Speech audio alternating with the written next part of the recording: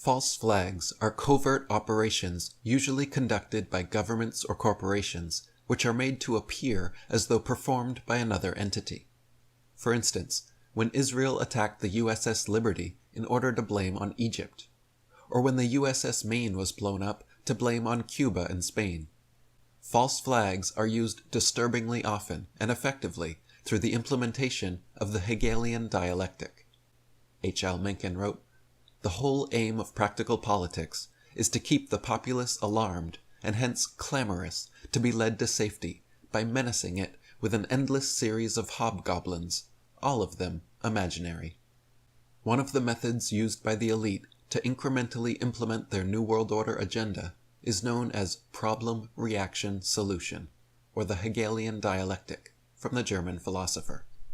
Paul Joseph Watson wrote, "Hegel proposed that all spiritual, intellectual, and historical development, whether negative or positive, progressed from the outcome of two opposing ideals. Thesis clashed with antithesis, and this produced synthesis. The modern-day application of the dialectic is used by the ruling elite to create mass groupthink that enables them to further their agenda without opposition. In its simplest form, it's brainwashing.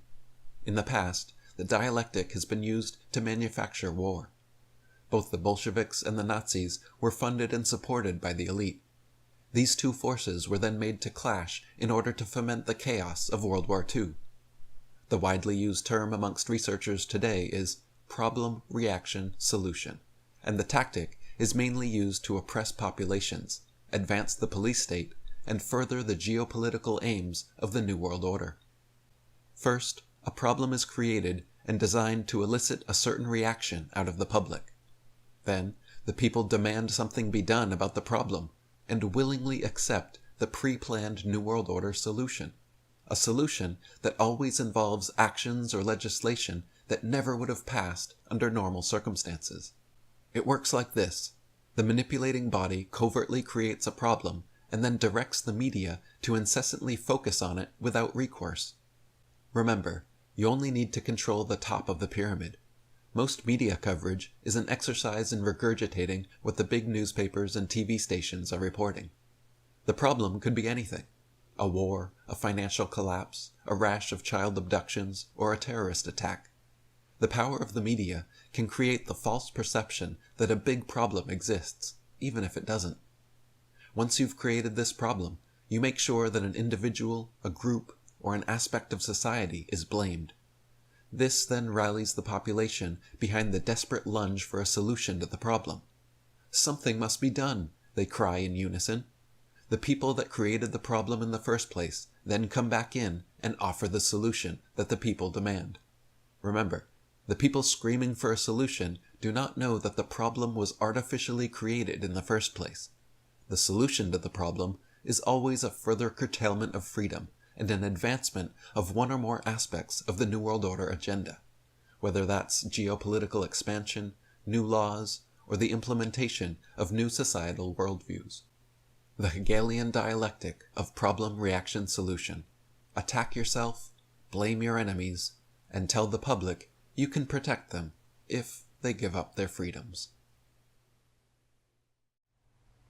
World War I officially began on June 28, 1914, when members of the Illuminati Black Hand secret society assassinated Archduke Franz Ferdinand. Europe quickly polarized and warred for nearly a year before Americans were given their false flag reason to join.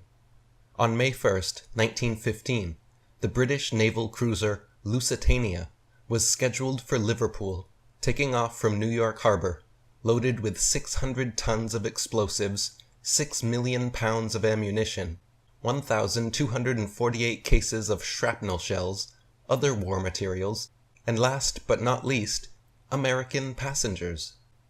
The German embassy in D.C. was fully aware of the war materials being shipped into England on the Lusitania and tried to warn the American travelers. German embassy officials attempted to place full-page ads in 50 U.S. newspapers reading, "Notice, travelers intending to embark on the Atlantic voyage are reminded that a state of war exists between Germany and her allies and Great Britain and her allies. Travelers sailing in the war zone on ships of Great Britain do so at their own risk. Due to actions taken by the U.S. State Department, 49 of those 50 newspapers never ran the ad.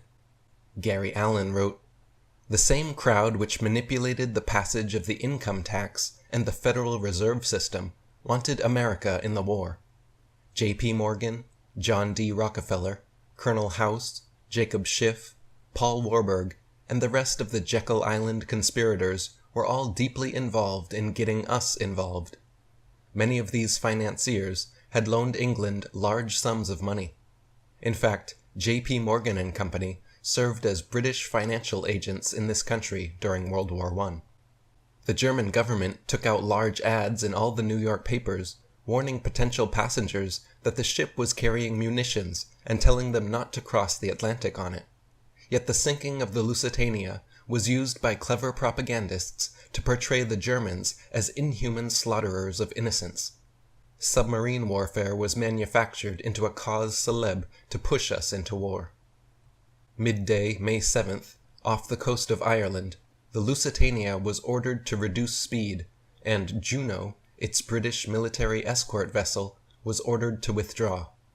Committee of 300, 33rd degree Freemason, and Lord of the Admiralty, Winston Churchill, knew German U-boats were in the vicinity and purposely called off Juno, leaving the Lusitania a sitting duck. Jim Mars wrote, "British Commander Joseph Kenworthy, on duty when the ship was sunk, later revealed that her military escort was withdrawn at the last minute, and her captain ordered to enter at reduced speed an area where a German U-boat was known to be operating.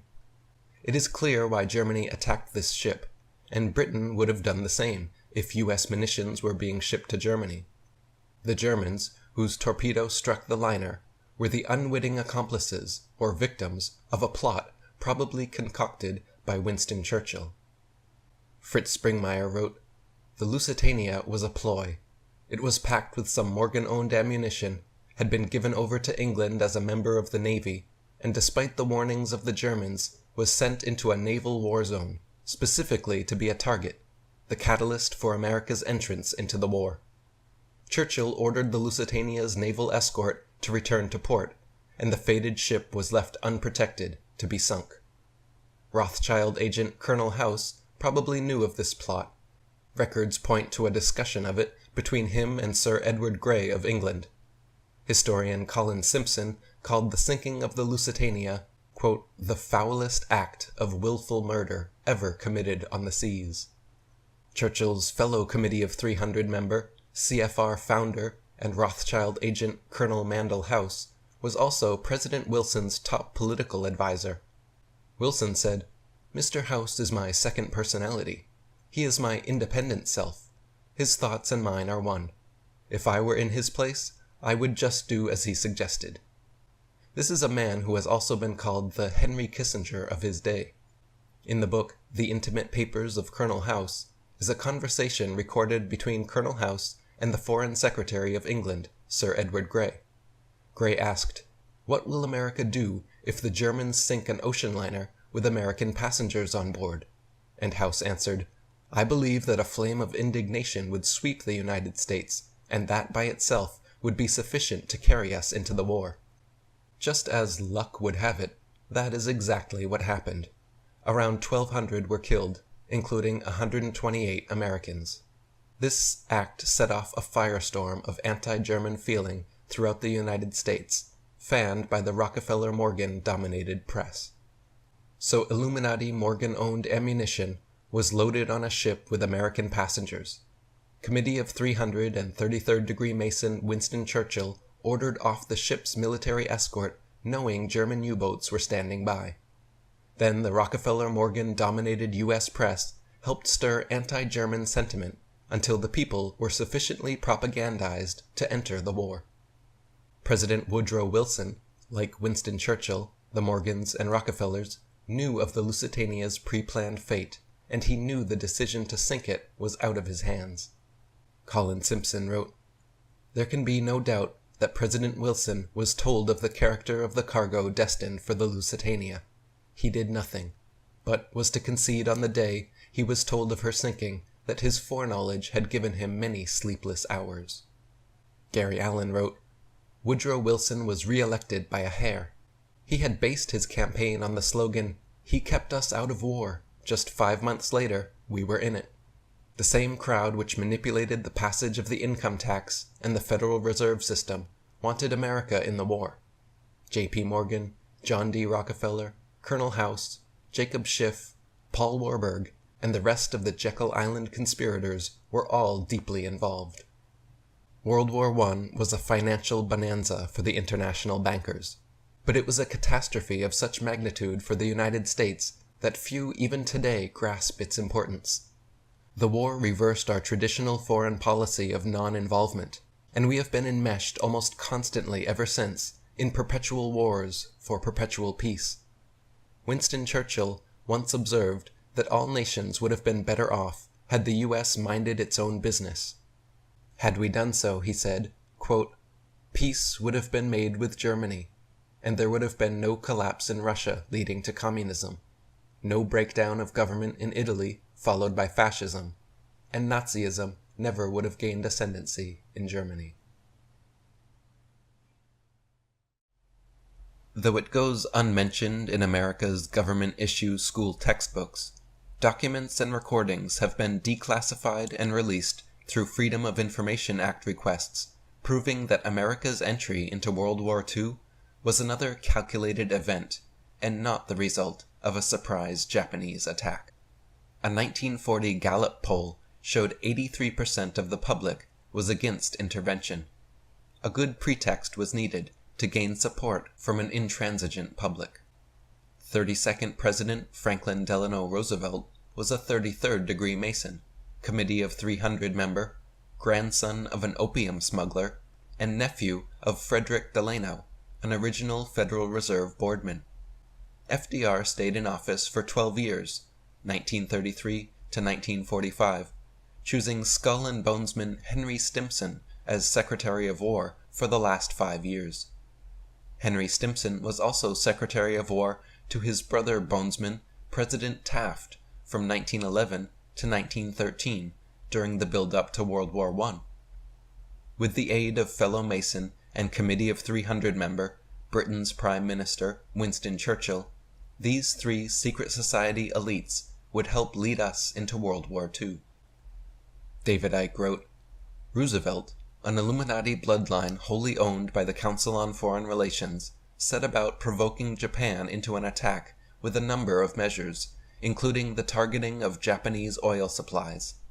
As a congressional investigation heard in 1945, the messages indicating a decision to go to war with the United States and Britain, though not with Russia, were intercepted and decoded on December 3, 1941, 4 days before Pearl Harbor. These messages subsequently went missing from Navy files. Other decoded messages gave Roosevelt prior warning of the attack, but the public were not told, and nor were the sitting targets in Hawaii. In all, Roosevelt had information from 8 different sources indicating a probable attack. The historian Robert Stinnett revealed the results of 17 years of research into the Pearl Harbor conspiracy in his book Day of Deceit, The Truth About FDR and Pearl Harbor. His research included more than 1 million documents obtained under the Freedom of Information Act, which show that knowledge of the Japanese plans was kept from commanders in Hawaii, the very same men who were later made scapegoats for what happened. One very early warning came almost a full year before the attack, on January 27, 1941. Joseph Grew, the U.S. ambassador to Tokyo, wrote a letter to Roosevelt stating specifically that in the event of war, Pearl Harbor would be Japan's first target. Months later, on July 22, 1941, a report by Admiral Richmond Turner read, quote, "It is generally believed that shutting off the American supply of petroleum will lead promptly to the invasion of Netherland East Indies. It seems certain that she, Japan, would also include military action in the Philippine Islands, which would immediately involve us in a Pacific War." This is precisely what would happen. Alex Jones wrote, Months before the attack, They knew the Japanese were preparing for an all-out assault in the Pacific. The History Channel and many historical records have reported that 12 days prior to the attack, Roosevelt knew the actual date of the strike. The government had in its possession Admiral Yamamoto's communique reading, quote, "On the morning of December 7, we will attack the Pacific Fleet at Pearl Harbor and deal a death blow."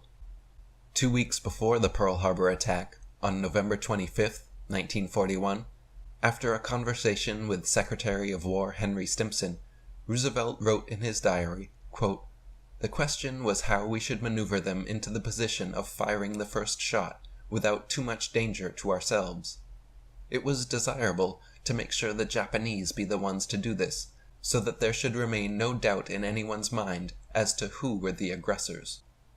On November 26th, the day after Roosevelt's diary entry, he received a very suspicious phone call from Winston Churchill.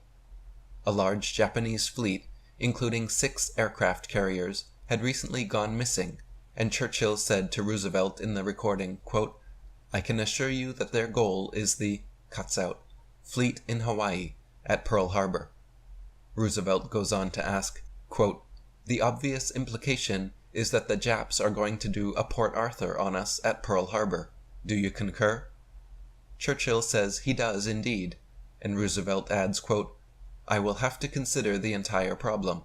A Japanese attack on us, which would result in war between, and certainly you as well, would certainly fulfill 2 of the most important requirements of our policy."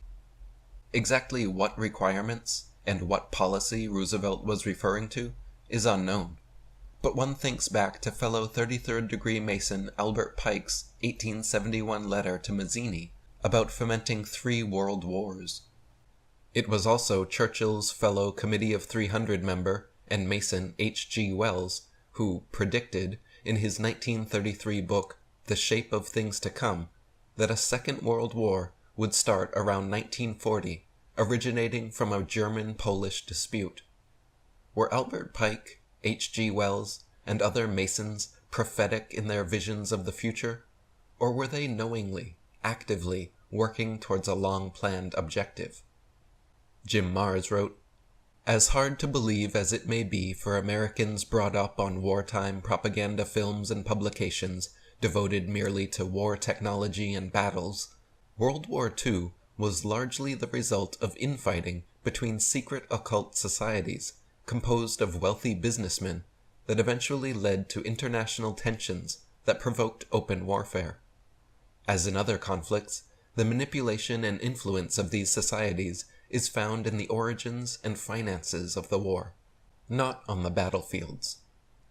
Abundant evidence now exists indicating that World War II was brought about by agents and members of secret societies connected to the Illuminati and Freemasonry in both Germany and Britain. The day after the Roosevelt-Churchill phone call, on November 27, 1941, news of the Japanese fleet's probable approach on Pearl Harbor reached CFR-connected U.S. Army Chief of Staff George C. Marshall. On the same day, he sent a message to Hawaiian commanders stating, quote, "Hostile action possible at any moment. If hostilities cannot be avoided, the United States desires that Japan commit the first overt act. This policy should not be construed as restricting you to a course of action that might jeopardize your defense." The Honolulu Advertiser front-page headline on November 30th, 1941 read, "Japan may strike over weekend." Still, the military was told to go to the lowest level of readiness. The ships in the harbor were lined up in tight rows, and the aircraft on the airfields were put into circles, nose-tip to nose-tip. During the week before the attack, the U.S. intercepted a Code Purple message sent to the Japanese embassy in Washington, ordering them to destroy all classified documents and prepare to evacuate the country. On December 4th, Australian intelligence reported to Roosevelt that the missing Japanese fleet was indeed moving toward Pearl Harbor. That same day, Roosevelt specifically ordered the Pacific Fleet moved into a compact and exposed formation of snug rows. Pearl Harbor Admiral James Richardson repeatedly objected to such strategic suicide and was actually replaced for refusing to position the fleet as ordered. Not only was the Pearl Harbor fleet intentionally lined up nose-tip to nose-tip for Japan's carpet-bombing convenience, but all the brand-new U.S. ships and aircraft were moved away, leaving only the older ships to be sacrificed. Jim Marrs wrote, according to author John Tolland, separate warnings regarding a pending attack on Pearl Harbor, though varying as to a specific time, came from U.S. Ambassador to Japan Joseph Crew, FBI Director J. Edgar Hoover, Senator Guy Gillette, Congressman Martin Dees, Brigadier General Elliot Thorpe in Java, and Colonel F.G.I. Weigerman, the Dutch military attaché in Washington. Later, Dutch naval officer Captain Johan Ranette said sources in U.S. intelligence told him on December 6th that the Japanese carriers were only 400 miles northwest of Hawaii. During investigations after the attack, Marshal and Navy Secretary Frank Knox both testified that they could not recall their whereabouts the night of December 6th. It was later revealed that they were both in the White House with Roosevelt. 4 years later, another 33rd degree Mason, Harry Truman, still under the direction of Bonesman's Secretary of War Henry Stimson, dropped 2 atomic bombs on Japan, ending World War II. In fact, Japan was waving their white flag and had already surrendered to the U.S.'s terms and conditions before the bombs were dropped on Hiroshima and Nagasaki. But in order to make an example out of Japan, and to show the world U.S. weaponry and military dominance, Truman did not honor the surrender until after the bombs were dropped.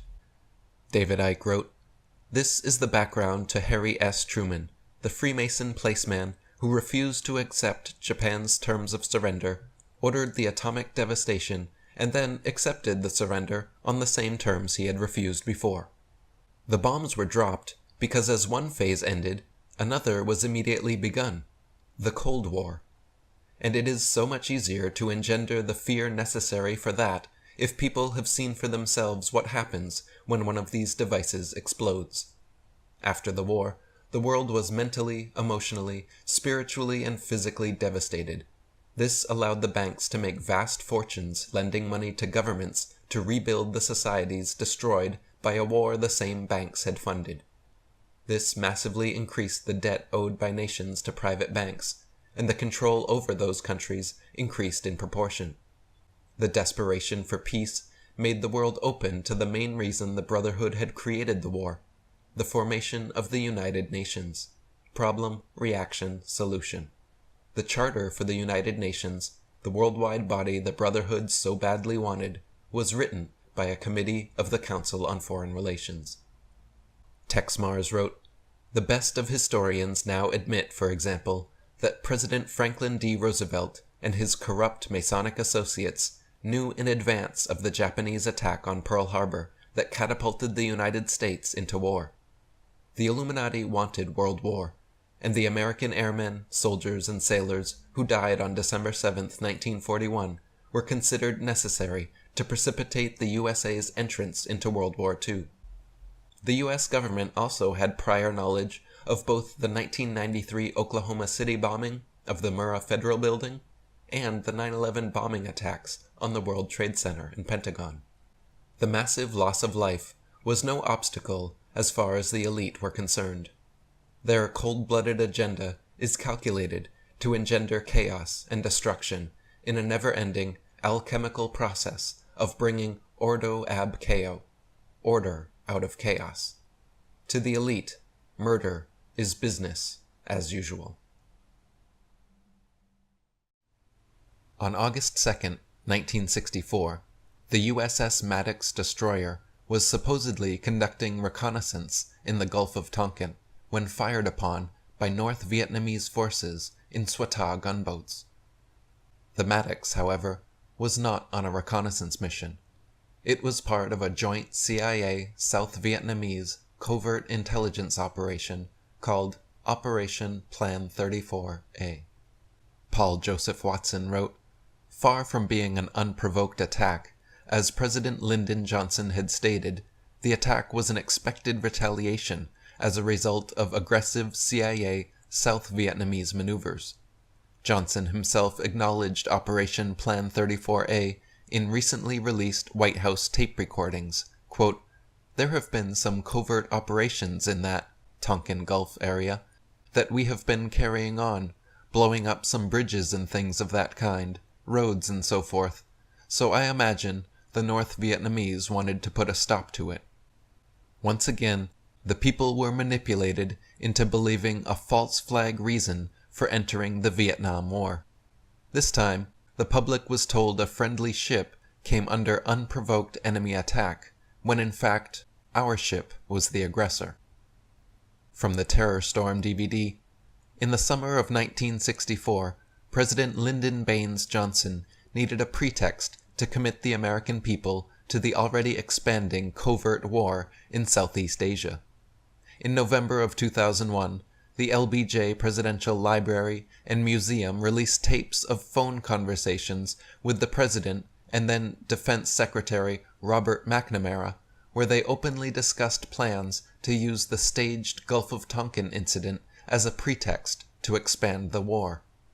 In late 2005, the National Security Agency declassified its own official history of the Gulf of Tonkin and admitted that the intelligence agency officers had deliberately skewed the intelligence and claimed that Vietnamese patrol boats had attacked U.S. destroyers on August 4, 1964, when in reality they had done nothing, even while being fired on by U.S. forces. On August 4, 1964, the U.S. destroyers received radar and radio signals that were misinterpreted as being another enemy attack from the North Vietnamese Navy. Supposedly a 2-hour shootout ensued, but in reality there were likely no enemy ships out there. An hour after the incident, Captain John J. Herrick of the U.S.S. Maddox sent a cable admitting the attack may not have been an attack after all. Captain John J. Herrick said on August 4, 1964, quote, "Review of action makes many reported contacts and torpedoes fired appear doubtful. Freak weather effects on radar and overeager sonar men may have accounted for many reports. No actual visual sightings by Maddox. Suggest complete evaluation before any further action taken." Naval aviator James Stockdale said, "I had the best seat in the house to watch that event, and our destroyers were just shooting at phantom targets. There were no PT boats out there. There was nothing but black water and American firepower." With no justification whatsoever, on the evening of August 4th, Johnson stated, "The initial attack on the destroyer Maddox on August 2nd was repeated today by a number of hostile vessels." Actually, no U.S. ships were fired upon, and there were likely no Vietnamese boats present either, but Johnson reported, quote, "We believe at least 2 of the attacking boats were sunk."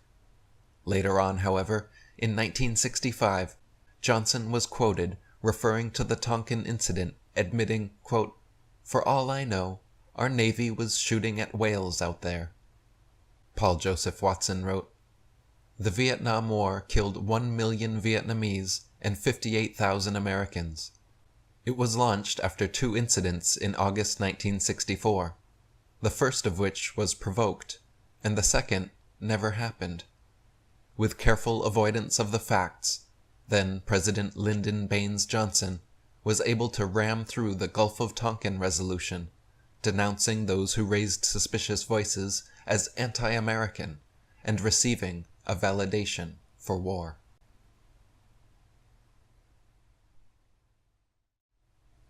The recently declassified Operation Northwoods documents, kept top secret for 40 years, outline a U.S. government plot to kill hundreds, probably thousands, of American citizens for political gain. In 1962, President JFK's Joint Chief of Staff, General L.L. Lemnitzer, masterminded the Northwoods Plan in order to start a war with Cuba. The American people certainly did not want a war, and neither did Castro, so a series of false flag operations were designed to cause a, quote, "helpful wave of indignation," and get people behind a war. The methods to be employed were many and varied, from starting rumors using clandestine radio, to sinking and setting fires to U.S. ships, dressing like Cubans to attack U.S. bases, blowing up ammunition and planes, starting fires and riots, and last but not least, hijacking and shooting down a commercial passenger plane. The document actually says that, quote, casualty lists in U.S. newspapers would cause a helpful wave of indignation. They even planned to, quote, conduct funerals for mock victims, to gain added public support if there weren't enough real victims. All this was already approved and signed by every Joint Chief of Staff and the Secretary of Defense when President John F. Kennedy received it. Thankfully for us all, JFK refused to sign the Northwoods document, and the plan was never carried out, but its very existence proves that the government is certainly not always friendly and looking out for our best interests.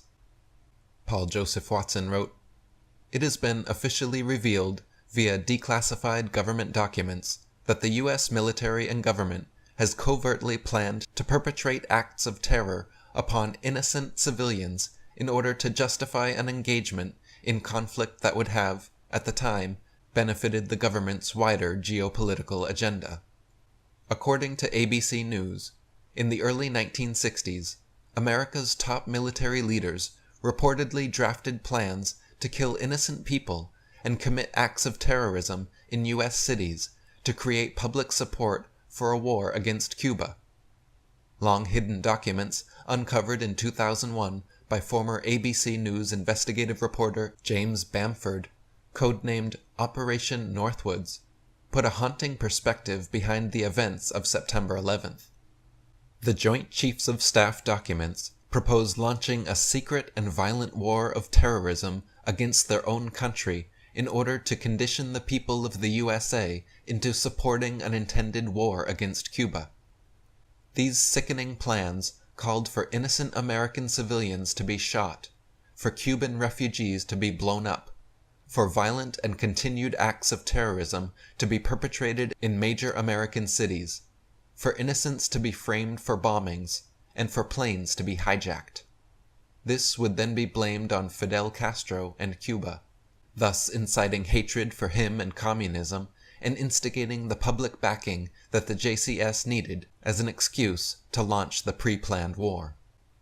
James Bamford wrote, "The plan, which had the written approval of the chairman and every member of the Joint Chiefs of Staff, called for innocent people to be shot on American streets, for boats carrying refugees fleeing Cuba to be sunk on the high seas, for a wave of violent terrorism to be launched in Washington, D.C., Miami, and elsewhere. People would be framed for bombings they did not commit. Planes would be hijacked. Using phony evidence, all of it would be blamed on Castro, thus giving Lemnitzer and his cabal the excuse, as well as the public and international backing they need to launch their war." David Icke wrote, "It is no good people claiming their leaders could not have been behind the horrors of 9/11 when the documents exist to show that the Pentagon had planned in detail something very similar 40 years ago. And wait for this, Operation Northwoods also planned the hijacking of civil aircraft. The documents say it was possible to create an incident that would convince the people that the Cuban aircraft had shot down a chartered civil airliner on a flight from the United States to Jamaica, Guatemala, Venezuela, or Panama." In the Northwoods document, it actually refers to the U.S.S Maine false flag pretext to the Spanish-American War. It reads, quote, "A Remember the Maine incident could be arranged in several forms. We could blow up a ship in Guantanamo Bay and blame Cuba, or we could blow up a drone anywhere in Cuban waters. So Northwoods ordered to sink our own ships, like the U.S.S Maine, ordered to hijack and shoot down our own commercial airliners, like 9/11, and to bomb ourselves, like World Trade Center 93, Oklahoma, Madrid, 7/7, and so many others." The April 19, 1995 Oklahoma City bombing of the Murrah Federal Building resulted in over 800 injuries and 168 lost lives. Though overwhelming evidence disputes their claims, the government and mainstream media quickly agreed that the bombing was perpetrated by a terrorist named Timothy McVeigh. Allegedly, McVeigh acted alone and parked a single Ryder truck bomb affront the Murrah building on that morning. However, 20 eyewitnesses reported seeing two men.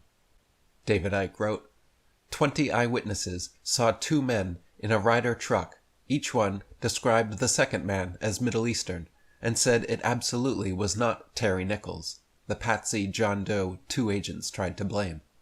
All 20 people filled out 302s, investigative reports, but none have ever surfaced. Also, just like 9/11, the Pentagon's 80 CCTVs and the London bombings in the Tube, the 12 camera tapes at the Murrah building were seized and withheld, all for reasons of national security. The 20 witnesses' reports were ignored, and the security tapes were withheld. When forced by investigators to find a second patsy, officials came up with Terry Nichols, who they claimed to be McVeigh's accomplice, even though all eyewitnesses agreed the second man in the truck was Middle Eastern, and definitely not Terry Nichols. David Icke wrote, McVeigh was arrested so conveniently for a traffic offense immediately after the bombing for the same reason that Lee Harvey Oswald was arrested in a cinema immediately after the Kennedy assassination, and Osama bin Laden was named as the culprit after 9/11. They are the patsies required by problem-reaction solution to hide the real orchestrators. Just as 9/11 was a massive version of what happened in Oklahoma, so Oklahoma was a repeat of the Kennedy assassination. Lee Harvey Oswald was a U.S. agent who was placed in the right place at the right time without being told exactly why he was there. He realized this after Kennedy was shot and ran. When he was arrested, he said he was a patsy, a stooge, and would have said so in court. That's why he was paraded in public to allow another government agent, Jack Ruby, to shoot him and kill the evidence.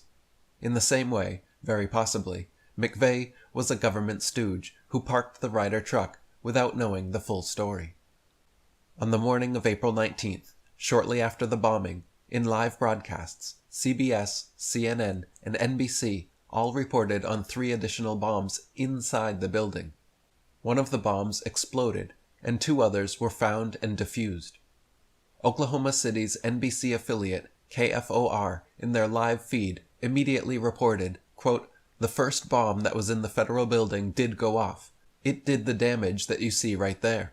The second explosive was found and defused.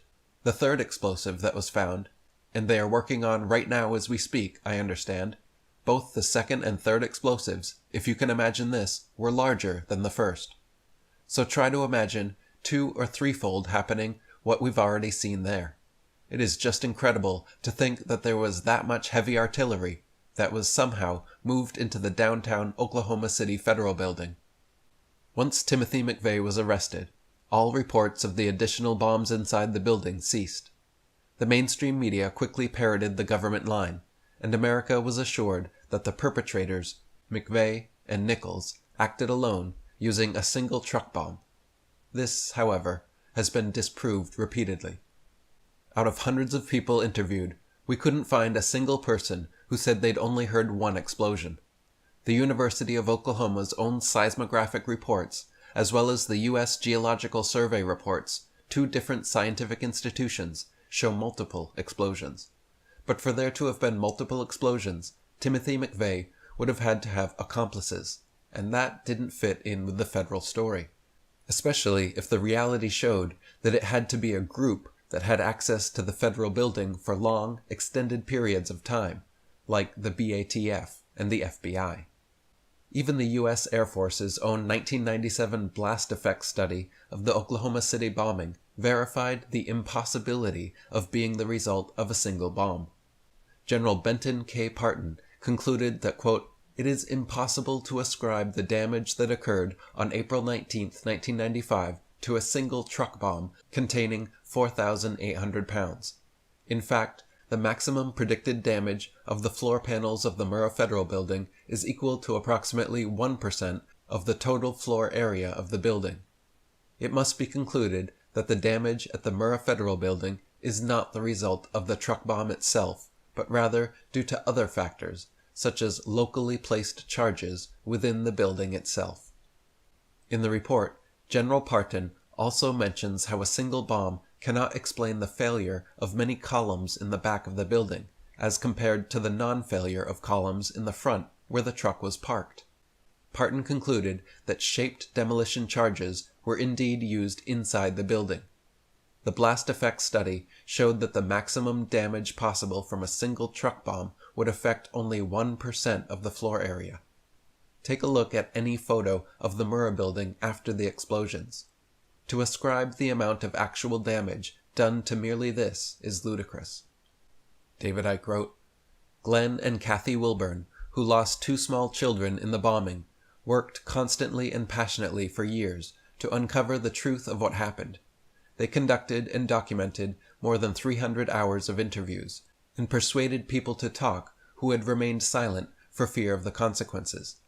They established beyond question that a heavily armed bomb squad had been in downtown Oklahoma near the Murrah building that morning before the bombs exploded. Some parents saw these people in their bomb squad uniforms as they dropped off their children at the daycare center in the Murrah building, children they would never see alive again. Eventually, after months of denial by the FBI and other government agencies, the sheriff's department had to admit that the bomb squad had been there. After months of meticulous, independent investigation, Glenn and Kathy Wilburn got the sheriff's department to actually admit what they already knew from multiple, consistent eyewitness testimonies.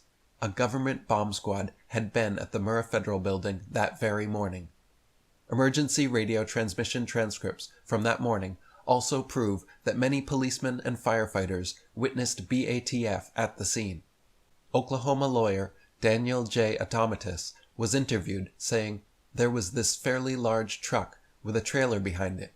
It had a shield on the side of the door that said bomb disposal or bomb squad below it, and I really found that interesting. You know, I'd never seen anything like that in person." Alex Jones said, "Do you realize what you've just read? The government had multiple surveillance cameras. The cameras also show the BATF agents hiding out right down the street, preparing to pounce on the operation and declare themselves the heroes, the saviors. From A to Z, there are federal fingerprints all over the Oklahoma City bombing, and the government is doing everything it can to suppress the truth. Bill Clinton is the servant of the New World Order, whose approval rating exploded after the attack. His attack dog, the butcher of Waco, Janet Reno, was very happy to blame everything on Christians, conservatives, and gun owners. It was her excuse to expand federal control over local police and to merge the military with the police in new, giant anti-terrorism training programs."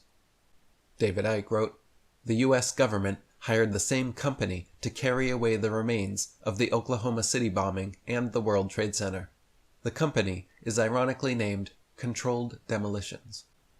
And Paul Joseph Watson wrote, "The handling of the World Trade Center rubble almost mirrors that of the Oklahoma City Alfred P. Murrah building. After eyewitnesses reported several explosions and original newscasts detailed the recovery of second and third explosive devices, the government declared that there was just one bomb, and the remains of the building were professionally demolished by Controlled Demolitions, Inc., the same company that was first on the scene to cart away the World Trade Center rubble. Debris of the federal building was then carted off to a private landfill and guarded 24 hours a day by Wackenhut private security. Nothing to hide there then, hey? The FEMA team that investigated why the towers collapsed was headed by Dr. W. Gene Corley, the same individual the government called upon to whitewash the Waco fire inquiry and the Oklahoma City bombing. Another strange coincidence to note is that just 2 years earlier, in 1993, Martin Keating, the brother of Oklahoma's governor Frank Keating, wrote a novel called The Final Jihad. In his book, a man named Tom McVeigh bombs an Oklahoma City federal building. Linda Kavanaugh from NBC's Oklahoma affiliate KFOR even reported on this oddity, saying, "The news channel has learned of another strange development. Apparently, before the bombing, Governor Frank Keating's brother, Martin, had been working on a novel about a terrorist bombing in Oklahoma City. Stranger still, one of the characters in the novel was named Thomas McVeigh." Also adding to the mystery, Martin Keating dedicated his book to an unknown group called the Knights of the Secret Circle.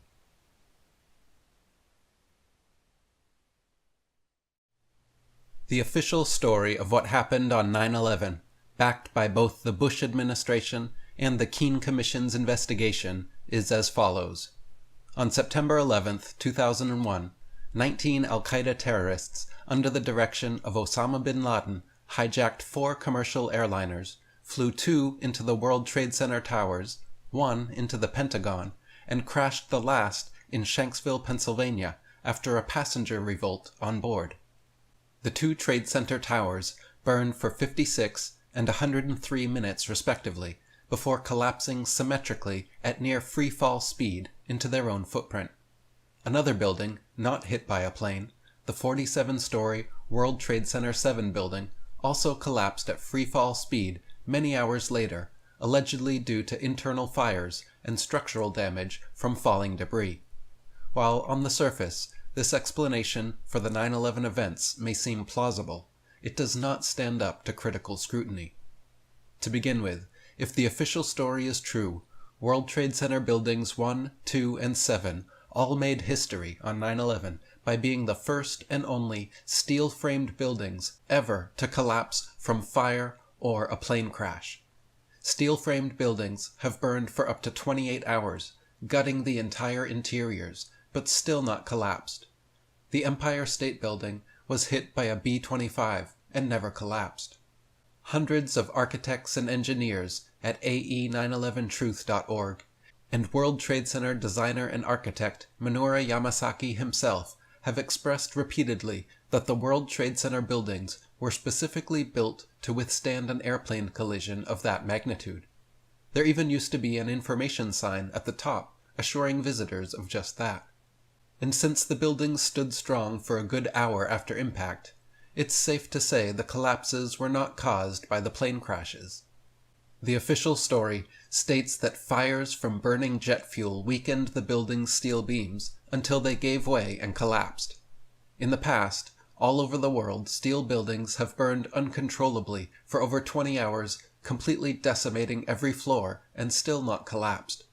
Not once in history had one fallen from fire until 9/11, when World Trade Center buildings 1, 2, and 7 supposedly all did. The National Institute for Standards and Technology, NIST, reports that the temperatures of jet fuel fires do not exceed 1800 degrees Fahrenheit, and steel does not begin to melt until 2800 degrees. This means they would have us believe jet fuel fires burning 1,000 degrees below steel's melting point for only 56 and 103 minutes on only 8 and 5 floors respectively was enough to bring down the Twin Towers. Even giving them the benefit of the doubt, assuming that jet fuel fires did somehow weaken the steel frames enough to bring down the buildings, how is it possible that they collapsed at near free-fall speed? The official story is that fire-induced structural failure caused each floor to collapse and pancake on top of one another. In order for a floor to fall, hundreds of joints had to break almost simultaneously on 236 exterior columns and 47 core columns. For a 1,300-foot building, 10 seconds is almost free-fall speed. But if each floor produced just a little resistance, so that breaking through each one took a half a second, the collapse of all those floors, 80 or 95 of them, would have taken 40 to 47 seconds. Can we really believe that the upper part of the buildings encountered virtually no resistance from the lower parts? The problem would be even worse in relation to the North Tower, at least if Hufschmidt is right to say that it fell in 8 seconds, which would be exactly free-fall speed. How, he asks, could the debris crush 100 steel and concrete floors while falling as fast as objects fall through air? News footage, Firefighters, Ground Zero workers, and other witnesses reported molten metal flowing out of windows preceding the collapse, and huge pools collected in the basement area remaining in molten form for over 5 weeks. For fire to produce molten steel, it absolutely must be over 2,800 degrees Fahrenheit, and jet fuel burns at 1,000 degrees cooler than that. What can account for this? Professor Stephen Jones, a physics professor at BYU, points out that thermite combustion is a process used in controlled demolitions, which produces high-temperature molten metal. In his paper, Why Indeed Did the WTC Buildings Collapse?, Jones wrote, "Molten metal was repeatedly observed and formally reported in rubble piles in the WTC towers and WTC-7, metal that looked like molten steel or perhaps iron. I maintain that these observations are consistent with the use of high-temperature cutter charges such as thermite, HDX, or RDX, or some combination thereof, routinely used to melt, cut, and demolish steel." The idea that explosive charges were placed inside the building is supported by literally hundreds of eyewitnesses, seismic recordings, video footage, and physics. Firefighters and scores of witnesses on CNN, ABC, NBC, and CBS all talked about bombs going off that day, but once Osama bin Laden had been blamed, it was never again addressed by the mainstream media or the Keane Commission. Teresa Valise, for one, was working on the 47th floor of the North Tower when Flight 11 hit. She was quoted saying, "There were explosions going off everywhere. I was convinced that there were bombs planted all over the place, and someone was sitting at a control panel pushing detonator buttons. There was another explosion, and another. I didn't know where to run." Live on ABC, as one of the towers came down, Peter Jennings commented, "Anybody who has ever watched a building being demolished on purpose knows that if you are going to do this, you have to get at the under-infrastructure of a building and bring it down." After Building 7 came down, Dan Rather, live on CBS News, said, "For the third time today, it's reminiscent of those pictures we've all seen too much on television before, when a building was deliberately destroyed by well-placed dynamite to knock it down." One of the firefighters up in the second tower, Louis Caccioli, told People Weekly that, "I was taking firefighters up in the elevator to the 24th floor to get in position to evacuate workers. On the last trip up, a bomb went off. We think there were bombs set in the building." William Rodriguez, a janitor in Sublevel 1 of the World Trade Center, testified to bombs exploding in the basement several seconds before the planes even hit the buildings. His testimony was completely ignored by the 9/11 Commission report. Also, seismographic data from a nearby observatory showed 2 spikes of 2.1 and 2.3 Richter at the instant the collapses began.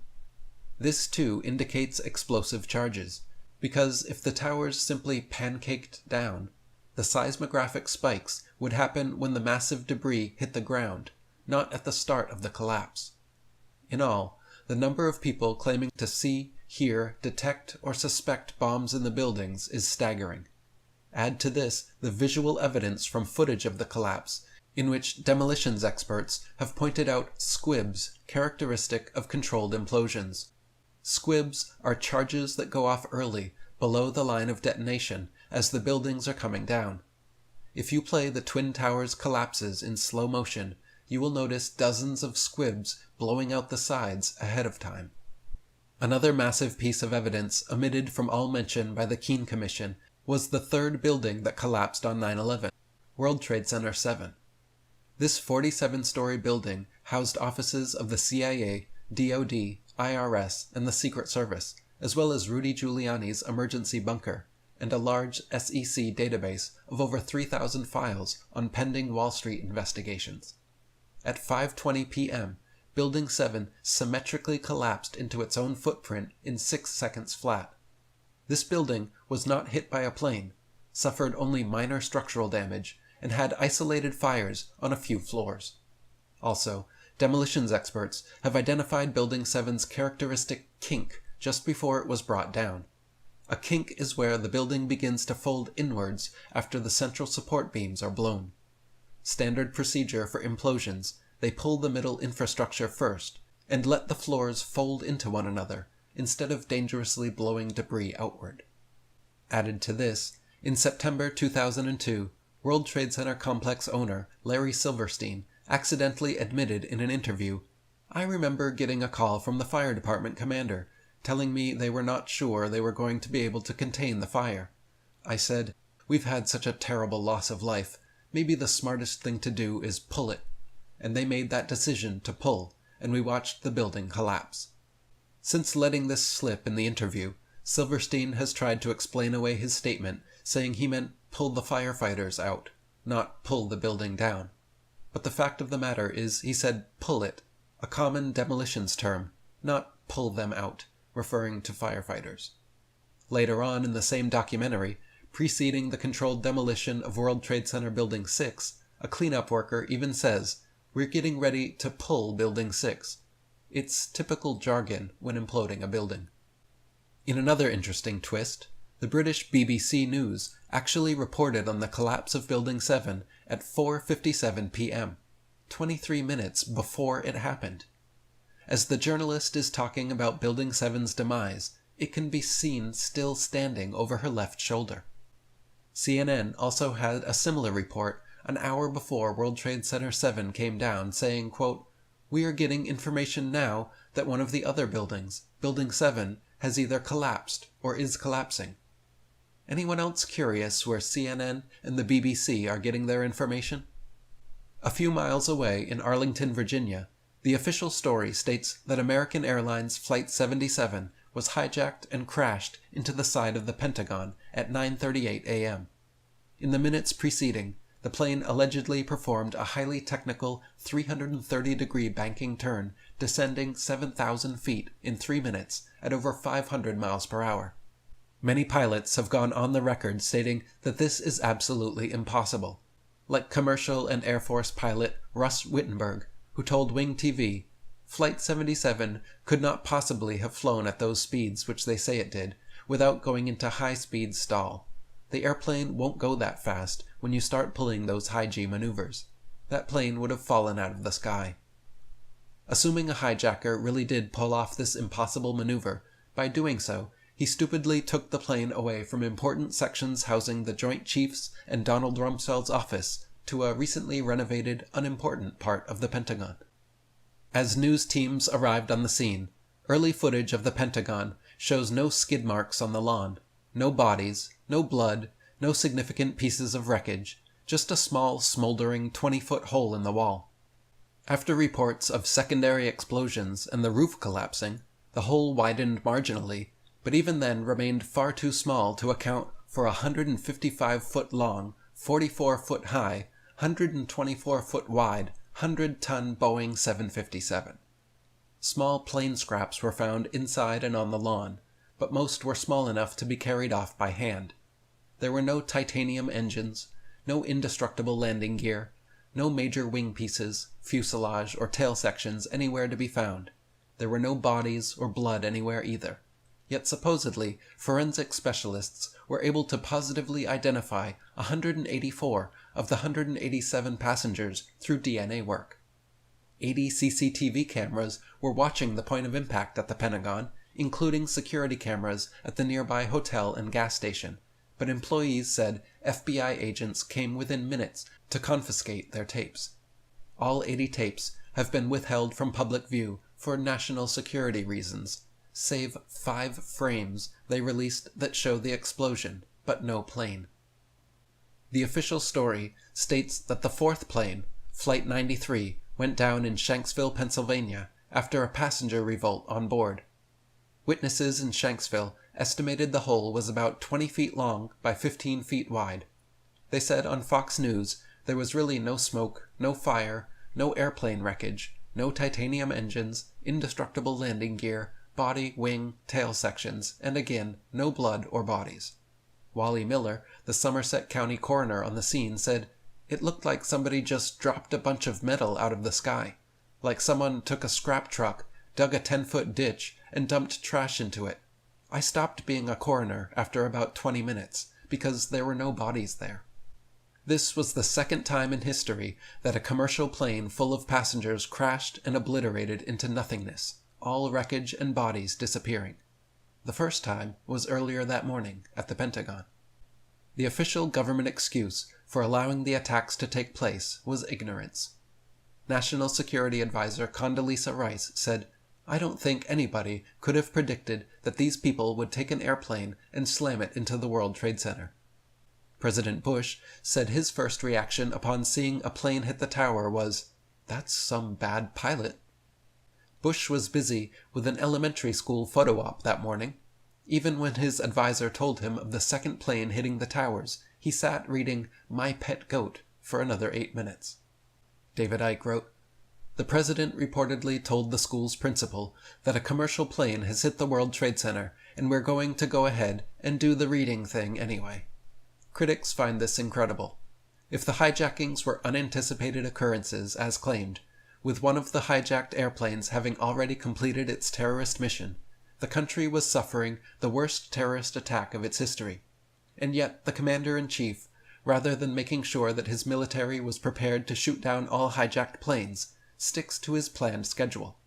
This photo opportunity involved, as indicated above, the president's listening to second graders read a book about a pet goat. After Bush had been in the classroom a few minutes, his chief of staff, Andrew Card, came in and whispered in his ear, reportedly telling him about the second attack. But the president, after a brief pause, had the children go ahead with the reading demonstration. Is it possible that Bush, Rice, Rumsfeld, and friends truly were ignorant of the impending 9/11 attacks? Take a look at this timeline of events leading up to 9/11 and decide for yourself. To begin with, most people are unaware that the Bush and bin Laden families have been close friends and colleagues for a long time. Back in 1976, Osama's older brother, Salim bin Laden, invested $50,000 in George W. Bush's budding Arbusto Energy Company. They met through fellow CIA employee and Bush family friend Jim Bath, who handled all the bin Laden family's American investments.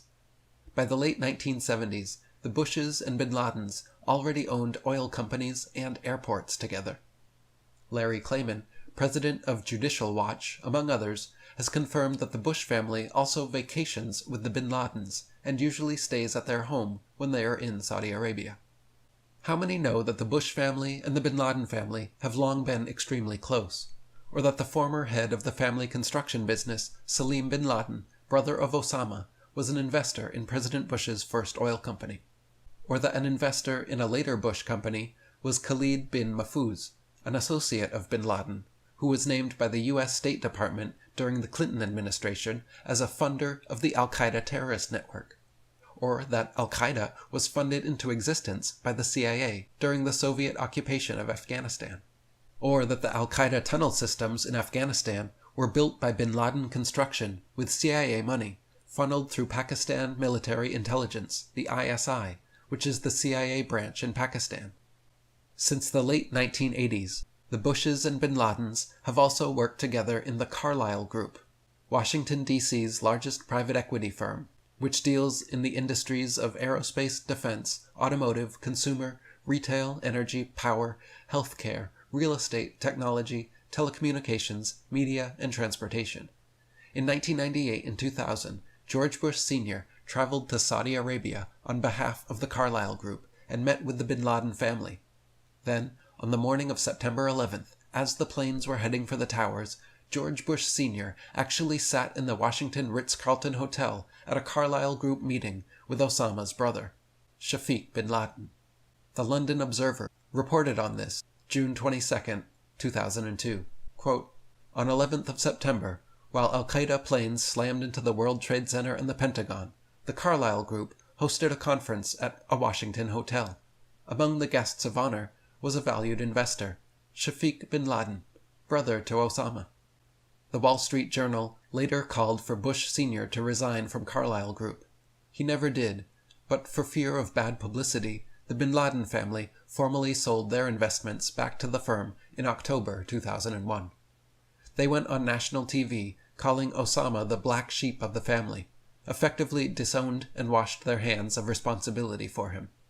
Nowadays, bin Laden Construction still builds most United States military bases in the Middle East, North Africa, and Central Asia, including the bases in Iraq. The Carlyle Group also has very close links with the bin Laden family, who have been both clients and investors. Father Bush has been a paid consultant to the bin Laden Group. Reports in the Wall Street Journal say these Carlyle investments have been earning the bin Laden family some 40% a year on their money since 1995. The Carlyle Group is the biggest defense contractor on Earth, and the majority owners are the Bush family and the bin Laden family. Both families are profiting hundreds of billions of dollars off America's foreign policy, and Carlyle's earnings continue to rise since 9/11. Osama bin Laden was the 17th of 52 sons of construction baron Mohammed bin Laden. Back in 1979, the CIA paid Osama to recruit and train al-Qaeda fighters. When Bush became CIA director in the 1980s, they recruited Osama, al-Qaeda, and the Taliban in Afghanistan to run their opium trade. Everything changed, however, on December 4, 1997, when American oil barons proposed the Afghanistan oil line to the Taliban, who turned it down after demanding too large a share. A BBC headline from that day read, "Representatives of the Taliban are in Texas, visiting the headquarters of Unocoal." The proposed pipeline was to be built by Halliburton, whose CEO at the time was none other than Dick Cheney. Shortly after this, the media began labeling the Taliban as terrorists.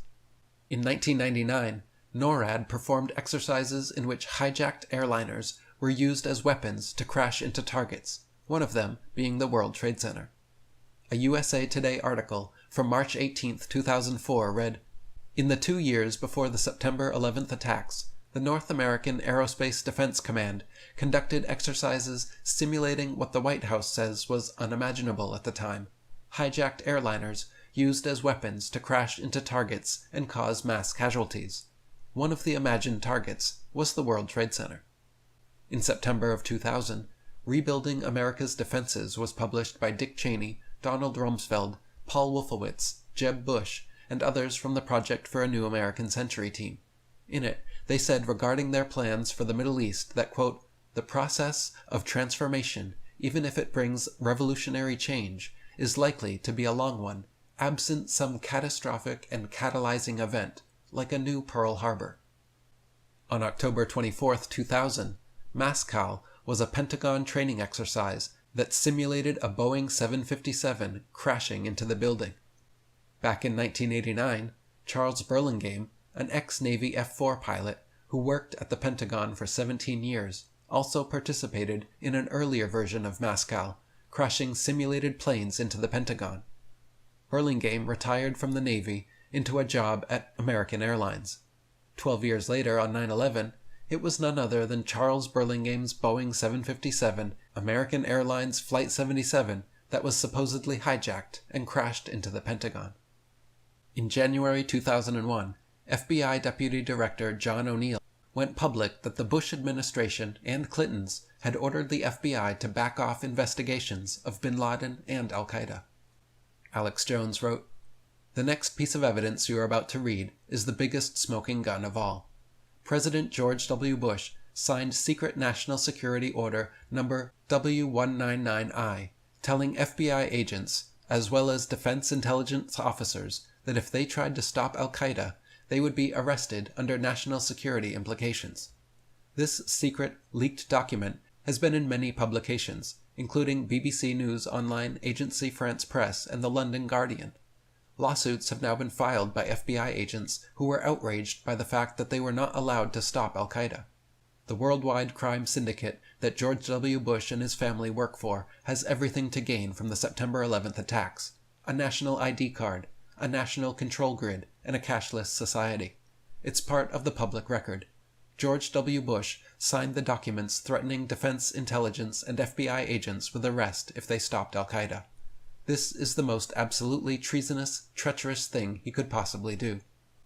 FBI Director John O'Neill was so furious that he quit after the Bush administration blocked his investigation of Osama bin Laden. He was then generously offered a position in the private sector working as Kroll head of security. Marvin Bush was director of Securicom and Kroll, which provided electronic security for the World Trade Center, United Airlines, and Dulles Airport, all three of which were involved in the 9/11 attacks. The head of security position offered to Mr. O'Neill was for the World Trade Center. His first week on the job was the week of September 11th, 2001. CNN's American Morning with Paula Zahn reported that FBI Deputy Director John O'Neill resigned because he felt the U.S. administration was obstructing the FBI in their attempts to stop al-Qaeda. The show went on to report that Bush signed W.WWII, restricting the investigation. Again, this is high treason and absolute fact. George W. Bush signed this publicly reported document. The BBC has a copy of it. The body of evidence is conclusive. George W. Bush is an intimate partner with bin Laden and a traitor to America. We have already talked about FBI Deputy Director John O'Neill quitting because George Bush signed the order forbidding him to stop al-Qaeda. The reason for his not going public now? Mr. O'Neill is dead. His new job was head of security for the World Trade Center complex, and he died in the collapse of September 11th, his first day on the job. Back in 1996 and 1998, the Sudanese twice tried to arrest bin Laden, but Clinton also ordered his release. This was reported in the Los Angeles Times, the London Times, WorldNet Daily, the Village Voice, and other mainstream sources.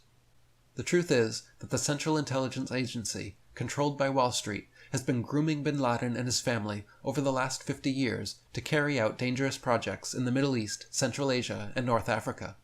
Back in 1996, according to the Times of India, the CIA worked in tandem with Pakistan to create the Taliban. Then, in 1998, when the Afghans offered to arrest bin Laden, the CIA responded by publicly telling them to do no such thing. They needed this boogeyman for one more big action. Through all of this, bin Laden's family was being rewarded with giant satellite company deals, oil company mergers, and some of the biggest construction projects in the world. In May 2001, the Bush administration gave $43 million in aid to the Taliban. In June, German intelligence, the BND, warned the CIA that, quote, Middle Eastern terrorists are planning to hijack commercial airlines to use as weapons to attack America. In July, George J. Tenet, director of the CIA, warned Condoleezza Rice, National Security Advisor, of the imminent al-Qaeda attack, but failed to persuade her to take action. On July 4th, 2001, Osama bin Laden, wanted since 1999, was on dialysis at an American hospital in Dubai, where he was visited by the local chief of the CIA.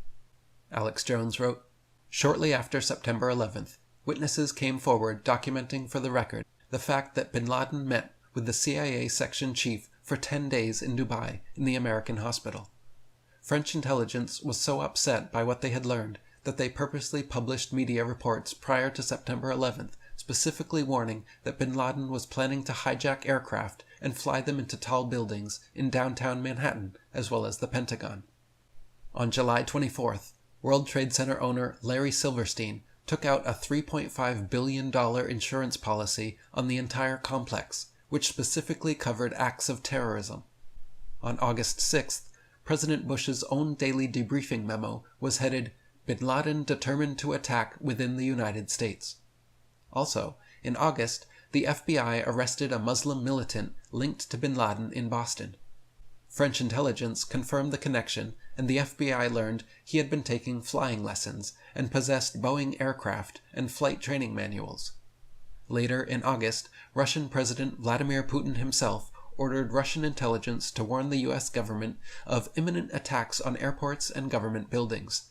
Putin later stated, I ordered my intelligence to warn President Bush in the strongest terms that 25 terrorists were getting ready to attack the U.S., including important government buildings like the Pentagon. The head of Russian intelligence said himself, We had clearly warned them, the U.S., on several occasions. Israel's Mossad intelligence agency also met with the CIA in August regarding the proposed 9/11 attacks. Egyptian President Hosni Mubarak says that he gave the United States specific warnings that something big was going to happen in New York 12 days prior to September 11th. In an interview in December of 2001, he stated, We expected that something was going to happen and informed the Americans. We told them. Other warnings were ignored from Russia, Israel, Germany, and France. On September 14, 2001, Ananova News Service reported that German police confirmed that an Iranian deportee phoned warnings to U.S. police agencies including the Secret Service, about the impending attack on the World Trade Center. A month before the attacks, Israeli intelligence warned U.S. intelligence of al-Qaeda plans to attack highly visible targets like the Pentagon, World Trade Center, White House, and CIA headquarters.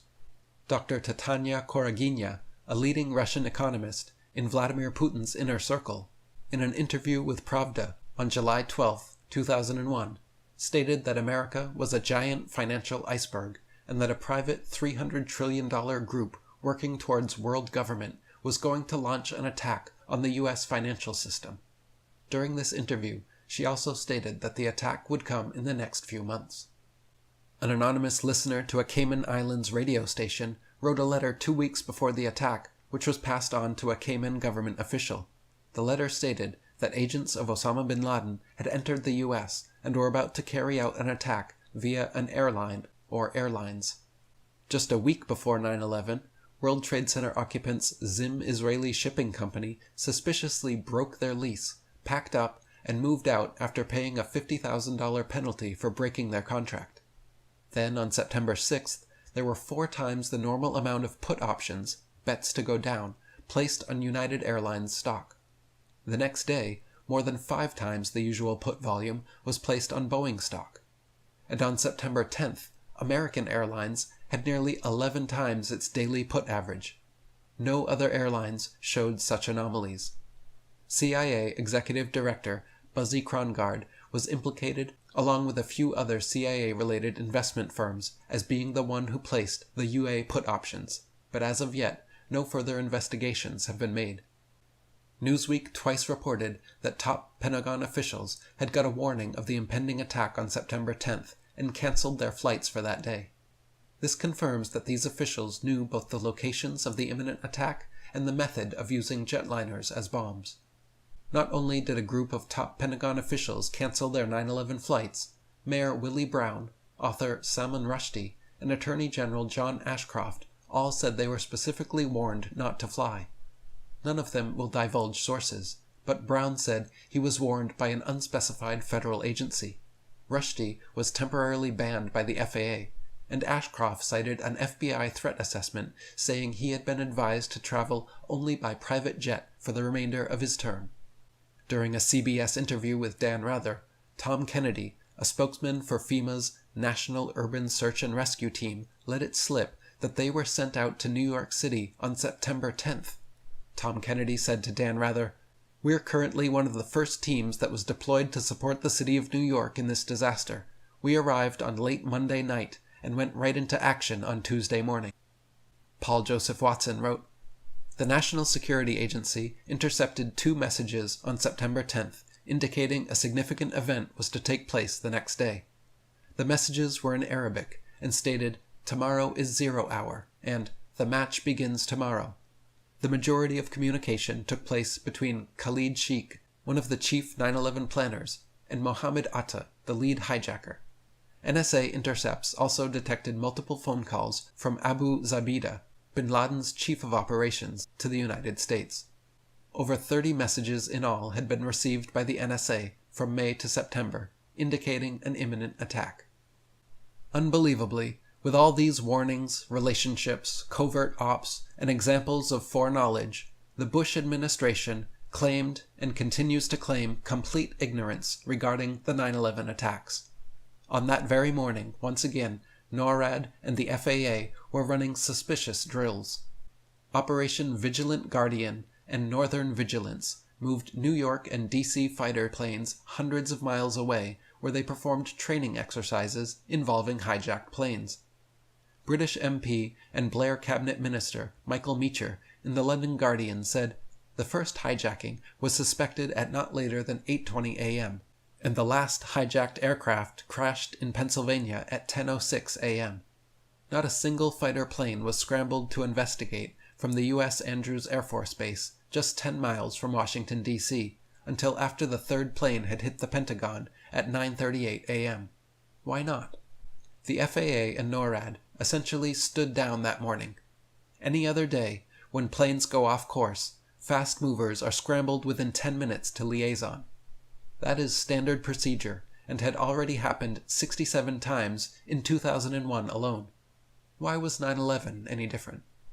When giving evidence to the 9/11 Congressional Commission, Secretary of Transportation Norman Mineta stated that Dick Cheney knew of the plane heading for the Pentagon but purposely ordered the stand down. Quote, "There was a young man who had come in and said to the Vice President, 'The plane is 50 miles out. The plane is 30 miles out.' And when it got down to 'the plane is 10 miles out,' the young man also said to the Vice President, 'Do the orders still stand?' And the Vice President turned and whipped his neck around and said, 'Of course the orders still stand. Have you heard anything to the contrary?' Well, at the time, I didn't know what that all meant." Norman Mineta's testimony was completely ignored by the Keene Commission report.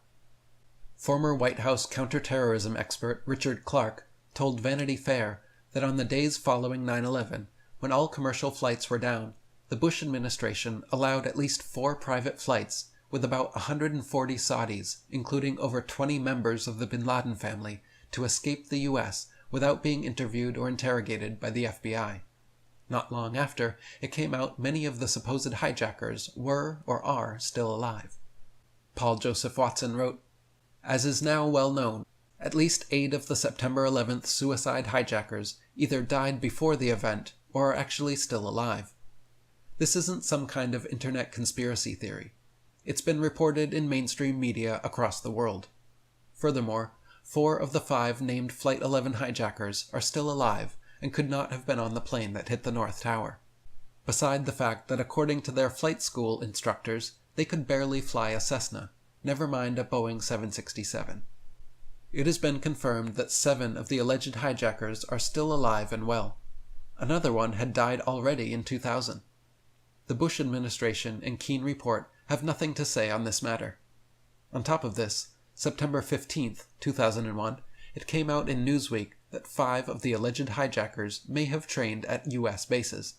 Shortly after, the Pensacola News Journal confirmed that 3 of the hijackers were trained at the Pensacola NAS in 1999. In the following months, it got out that the CIA had been tracking 2 of the hijackers for 4 years, and had actually helped getting visas for all 19. Alex Jones wrote, "It emerged in May of 2002 that the Central Intelligence Agency had officers and assets shadowing 2 of the hijackers. Newsweek ran the headline, 'The Hijackers We Let Escape,' reporting the fact that the CIA followed these 2 men into Malaysia, where they had a meeting with senior leaders of the Al-Qaeda in 2000. The CIA flew out of Los Angeles, closely tracking Al-Qaeda Pakistani intelligence useful idiots Nawaf al-Zami and Khalid al-Madar. Both men attended what the FBI called an Al-Qaeda summit. The American people were shocked to learn that the CIA had been following the hijackers for 4 years. Even after their meeting in 2000 with the leadership of the Al-Qaeda, al-Hazmi and al-Madar were allowed to return to the United States to enroll in flight schools. Reports in the BBC and Washington Times confirmed that the CIA had pressured U.S. embassies abroad and the INS to issue visas for all 19 of the hijackers. The government claims that the lead hijacker, Mohammed Atta's suitcase, was accidentally not loaded onto the flight that day. Inside it, investigators say they found the Quran, a video on how to fly commercial planes, and a fuel consumption indicator. The night before, he also accidentally left a Quran in a Florida strip club. Then another Quran and an Arabic flight manual were found in his rental car. Why didn't he take a taxi? If he was such an Islamic extremist and about to take his life for his religion, why was he at a strip club? And why did he bring his Quran inside? It also came out that Mohammed Atta was wired $100,000 by the CIA through the ISI. One of the biggest smoking guns to indicate that the terrorist attack was an inside job is the CIA's direct connection with the hijackers via Pakistan ISI Director General Mahmoud Ahmad. General Mahmoud Ahmad instructed Ahmad Umar Sheikh to hotwire $100,000 to the 9/11 lead hijacker, Mohammed Atta. On September 11th, Ahmed was a guest of former clandestine CIA officer and CFR member Porter Goss and Skull and Bones CFR member Senator Bob Graham. Since September 4th, he had met with top brass at the CIA, the Pentagon, and the White House, including Colin Powell, Richard Armitage, Joe Biden, and George Tenet. In a statement issued to Al Jazeera just days after the 9/11 attacks, Osama bin Laden said, "The U.S. government has consistently blamed me for being behind every attack. I would like to assure the world that I did not plan the recent attacks, which seem to have been planned by people for personal reasons." Weeks later, Japanese, Chinese, and Indian news reports all confirmed Osama's death. But then, on December 14, 2001, the U.S. government came out with the Bin Laden confession tapes, starring someone whom we are told is Osama bin Laden, yet looks and acts nothing like him. His beard changes color, his skin darkens, and his face fattens. He's actually seen signing a paper with his right hand, even though Osama bin Laden is left-handed. He claims responsibility for the 9/11 attacks and said he did so because he hates our freedom. This fake Osama is still alive and well, hiding in the caves of sheeple's minds worldwide. Now President Bush is seeking to restrict Capitol Hill probes. He had Dick Cheney call 6 separate congressional committees and threaten them, telling them not to investigate September 11th. It took 9 days until an investigation was ordered into Pearl Harbor. It took 7 days until an investigation was ordered into JFK's assassination. It took 7 days until an investigation was ordered into the Challenger. It took 6 days until an investigation was ordered into the Titanic. It took 411 days until an investigation was ordered into 9/11. $75 million was allocated for the 1986 Challenger investigation. $50 million was allocated for the 2004 Columbia investigation. $40 million was allocated for the Clinton-Lewinsky investigation. Only $14 million was allocated for the 9/11 Commission. Is this the kind of effort shown by a government in support of a thorough investigation into these attacks? Once the government finally agreed to an investigation, Bush originally appointed war criminal Henry Kissinger, of all people, to lead the commission. This alone should have been a red flag as to how investigative the commission whitewash would be. Kissinger quickly stepped down due to public pressure, and CFR member Thomas Keane took his place. In June 2002, Lieutenant Colonel Steve Butler, the dean of the Defense Language School in Monterey, California, claiming he was forced to train lead hijacker Mohammed Atta, wrote a letter to the editor of the Monterey Herald. He also wrote regarding Bush's prior knowledge and motive for the attack, stating, "Of course Bush knew about the impending attacks on America. He did nothing to warn the American people, because he needed this war on terrorism. His daddy had Saddam, and he needed Osama." He said that the 9/11 events were engineered to work the American people into a frenzy, which would in turn allow the Bush administration to further its political goals. After making that statement, he was suspended from duty, and motions were made to court-martial him under Article 88. Alex Jones wrote, "Why would the globalists in control of our intelligence community orchestrate such terror? Right after the attacks, Bush's approval rating went from 45% to 90+%. The USA Patriot Act, which effectively eviscerated the Bill of Rights and the Constitution, was passed, radically expanding the scope of the already colossal police-state complex. Their cashless society, compact city control grid is accelerating into place as Americans scramble for security." And David Icke wrote, "Indeed, it almost seems to be a requirement or admission into public discourse to announce that one rejects conspiracy theories. What is the logic behind this thinking? It cannot be that we literally reject the very idea that conspiracies occur. We all accept conspiracy theories of all sorts.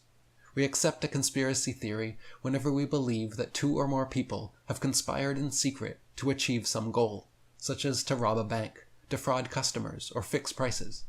It is false to suggest that those who allege that the attacks occurred because of official complicity are conspiracy theorists, while those who accept the official account are not.